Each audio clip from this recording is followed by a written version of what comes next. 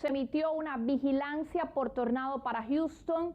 No la tengo activa, tengo que ir y activarla. Una vigilancia por tornado para Houston las próximas horas. Voy a sacarlo ahora en el radar, pero miren ahí, mientras tanto, aviso por tornado hasta las 12 del día en el condado de Waller.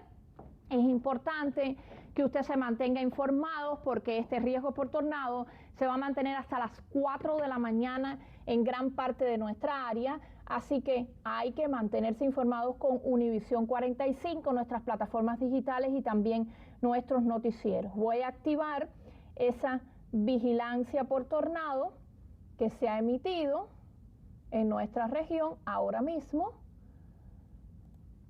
Esa vigilancia por tornado que tenemos en nuestra región. Aquí está. Por aquí está. Ok. Ahora mismo lo saco para que ustedes puedan verlo. Ok.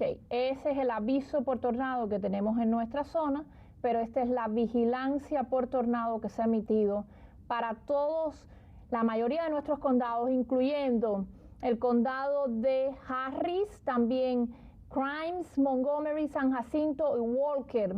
Ciudades como College Station, Houston y Pasadena están bajo esta vigilancia por tornado. ¿Qué significa esto?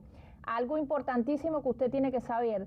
Las condiciones son favorables para que se emitan avisos por tornados en las próximas horas.